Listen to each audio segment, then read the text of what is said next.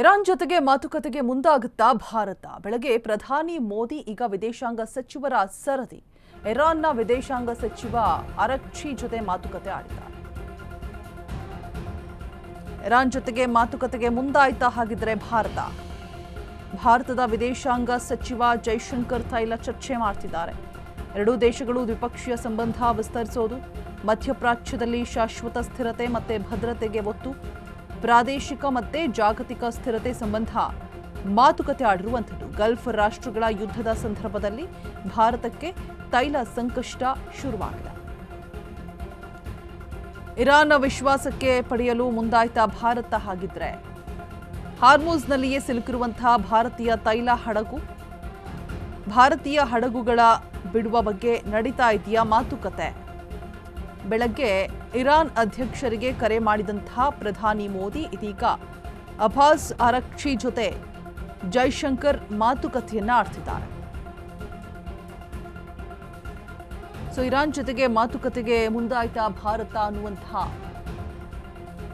ಚರ್ಚೆ. ಬೆಳಗ್ಗೆ ಪ್ರಧಾನಿ ಮೋದಿ ಈಗ ವಿದೇಶಾಂಗ ಸಚಿವರ ಸರದಿಯಂತೆ ಇರಾನ್ನ ವಿದೇಶಾಂಗ ಸಚಿವ ಅರಕ್ಚಿ ಜೊತೆ ಮಾತುಕತೆಯನ್ನ ನಡೆಸಲಾಗ್ತಾ ಇದೆ ಅನ್ನುವಂತಹ ಮಾಹಿತಿ ಹೊರಬಿದ್ದಿರುವಂಥದ್ದು. ಭಾರತದ ವಿದೇಶಾಂಗ ಸಚಿವ ಜೈಶಂಕರ್ ತೈಲ ಚರ್ಚೆಯನ್ನ ಆಡ್ತಿದ್ದಾರೆ. ಎರಡೂ ದೇಶಗಳು ಕೂಡ ದ್ವಿಪಕ್ಷೀಯ ಸಂಬಂಧ ವಿಸ್ತರಿಸೋದು ಅಂತ ಕೂಡ ಹೇಳಲಾಗ್ತಾ ಇದೆ. ಇನ್ನು ಮಧ್ಯಪ್ರಾಚ್ಯದಲ್ಲಿ ಶಾಶ್ವತ ಸ್ಥಿರತೆ ಮತ್ತೆ ಭದ್ರತೆ ಇದಕ್ಕೆ ಒತ್ತನ್ನು ನೀಡಲಾಗ್ತಾ ಇದೆ.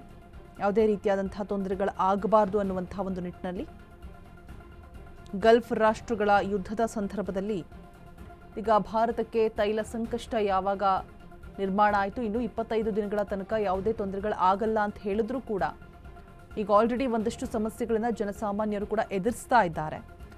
ಮುಂದೆ ಆಗುವಂತಹ ತೊಂದರೆ ಸಮಸ್ಯೆಗಳನ್ನು ತಪ್ಪಿಸುವಂತಹ ಒಂದು ನಿಟ್ಟಿನಲ್ಲಿ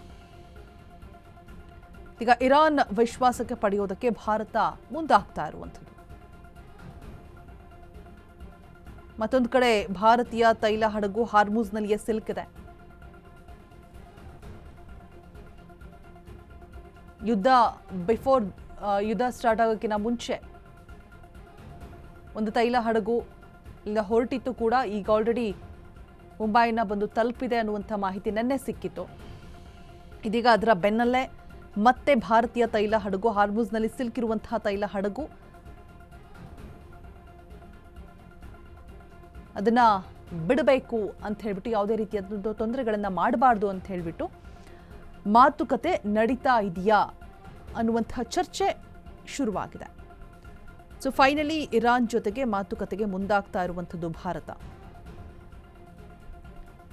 ಮಾರ್ನಿಂಗ್ ಇರಾನ್ ಅಧ್ಯಕ್ಷರಿಗೆ ಕರೆ ಮಾಡಿರ್ತಾರೆ ಪ್ರಧಾನಿ ಮೋದಿ. ಈಗ ಅಬ್ಬಾಸ್ ಅರಕ್ಚಿ ಜೊತೆ ಜೈಶಂಕರ್ ಮಾತನಾಡ್ತಾ ಇದ್ದಾರೆ.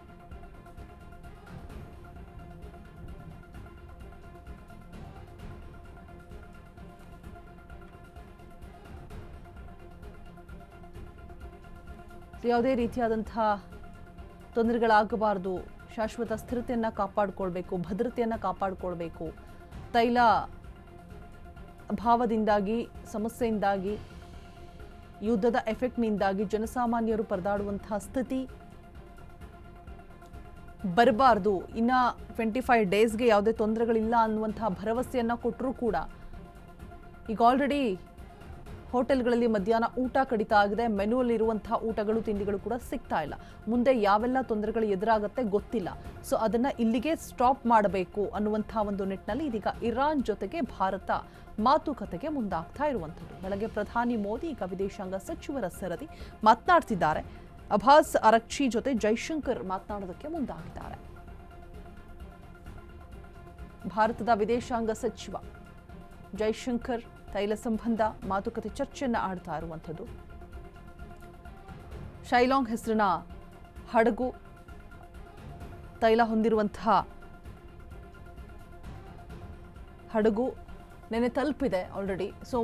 ಸಿಲುಕಾಕೊಂಡಿರುವಂಥವನ್ನ ಬಿಡಲಿ ಅಂತ ಹೇಳಿಬಿಟ್ಟು ಮಾತುಕತೆ ಚರ್ಚೆ ಆಗ್ತಾ ಇದೆ.